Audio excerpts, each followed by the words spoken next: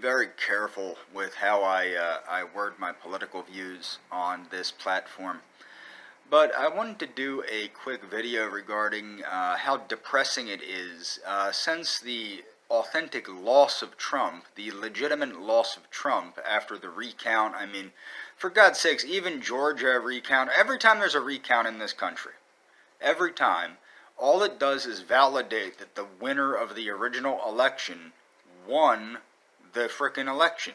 Whether it's Al Gore or Hillary Clinton, or in this case Donald Trump, the recount always proves that the original winner was the winner, and it shows the security of our election system. Now, I agree that we need to make it more secure. I think we need to start using biometric scanning, such as retinal or at least fingerprint scanning, to make sure that the person that's voting is the person that's voting. And people might go, well, what about the secret ballot?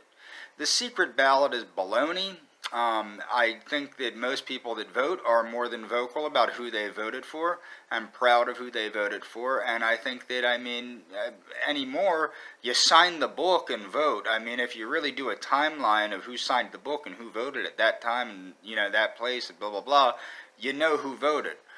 I just think that it's really sad to see so many sore losers, and I want to do a comparison between true United States nationalists, even George Lincoln Rockwell style nationalists, and these morons parading around supporting Trump.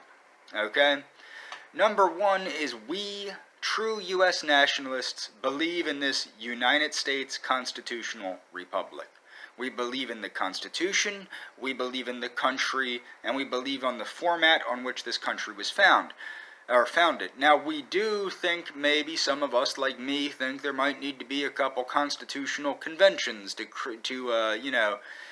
fix some of the problems, and there's obviously some economic things. It would be better if we were economically a little more secure and were more capable of responding to things like the COVID-19 pandemic with a better resolve through implementation of more socialistic things, more socialist aspects of our government like we had in the past, under the progressive era, which was the only reason we have what we have now. Okay, so the big difference between a U.S. nationalist, a real U.S. nationalist, and a Trump supporter is we believe in this country. And why am I saying this? Because it's very sad. I was walking around my neighborhood, and I'm seeing a bunch of upside-down American flags, which is, a sign of distress, and a bunch of lawn signs, which is insane. Lawn signs, like for a political thing, that say, "We will rise up." No, you won't. But what you will do is you will make people like me look very bad, and make people think that people like me are against this country, when that's not the case.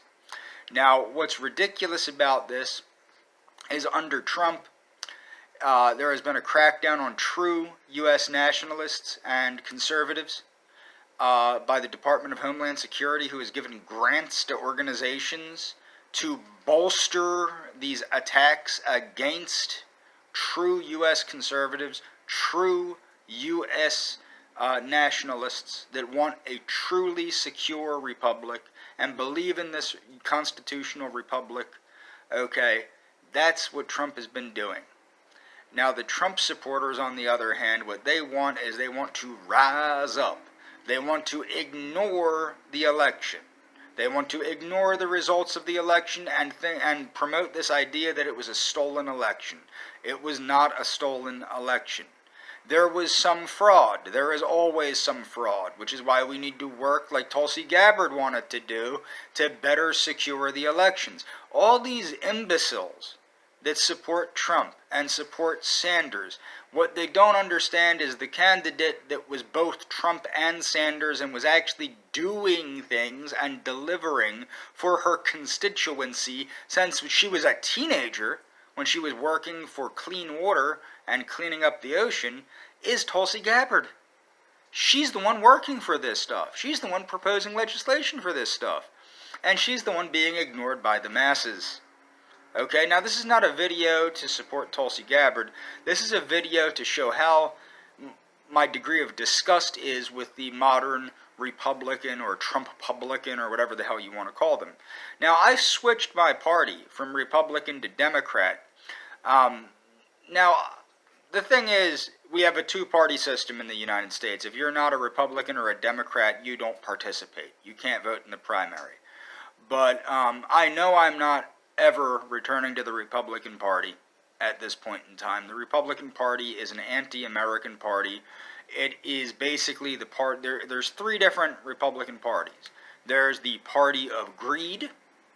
That's the party that just wants all the money and wants deregulation like crazy and environmental standards rolled back like crazy, and the destruction of this country's natural environment, and the destruction of the poor, and the destruction of the ability of the poor to rise up economically.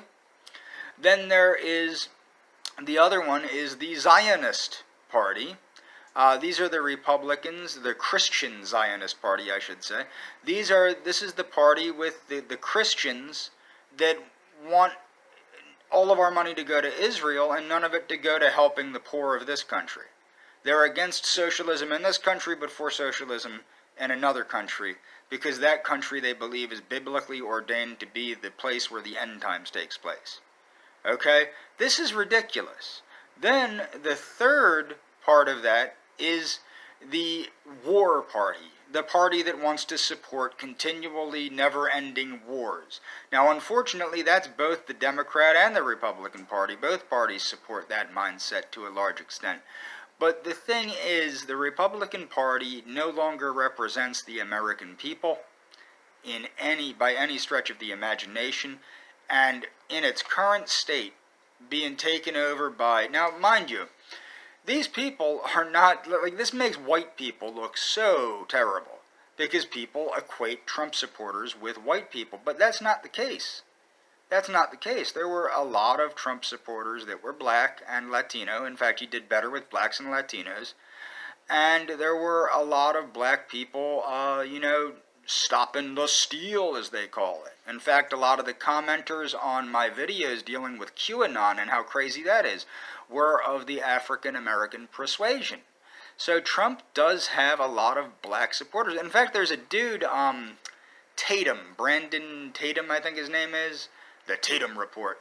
I actually like the guy, but even he, and he's not a dumb guy, even he now is, oh man, they're going to steal the election. No, they're not going to steal the election. They didn't steal the election. As far as I'm aware, nobody has ever stolen an election in the United States.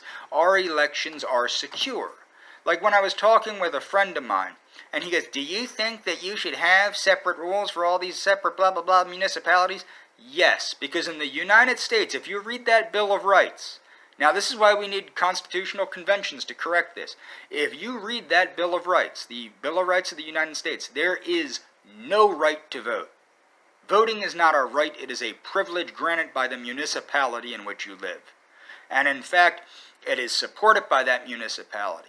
And unfortunately, there was I forget which amendment, it was one of the later amendments that was passed, I think it's the 24th Amendment, that says, thou shalt not infringe upon the right of somebody to vote based upon their age or gender, I believe it is, or age maybe.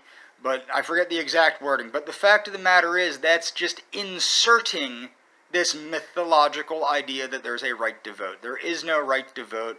There shouldn't be a right to vote. Hell, in my opinion, people that vote in the United States should have to pass a test that shows that they understand the separation of powers, the role of government, the limitations of government, and the responsibilities of government. I mean, it's just common sense. You have people voting. 99.9% of Americans don't understand. They're too damned stupid and too undereducated to understand the limitations on the president, to understand the limitations on Congress and Senate, to understand the balance of powers. They've never read the Constitution. Now me, I don't have the thing memorized, but for God's sakes, you can look back and, check it out from time to time to make sure you're okay with it. And a lot of these people are stupider than immigrants. They don't understand our country as well as immigrants that are naturalized. And that's not right. They need to go back to teaching civics in school. It is not right that the average American has no idea what their legal rights are, no idea what their legal responsibilities are, no idea what the government's responsibilities are, no idea what the limits of government are, and they just assume these things that allow imbecilic parties like the Libertarian Party to go, oh, well, the Founding Fathers this and the Founding Fathers that, and capitalism, capitalism, capitalism, free market. The United States has never been a free market, never will be a free market, and can't be a free market if it's going to be a nation. Because the fact of the matter is, like most countries that I'm aware of, pretty much all countries, we have managed markets. Our markets are supposed to be managed in the benefit of the people and the republic, and that's how it's supposed to be. That's how it's supposed to be with every country, but not with these free market people. And not with the conservatives that want all the regulations taken off the monopolies, that are screwing the little guy and making it impossible for people to rise up and become wealthy in the United States.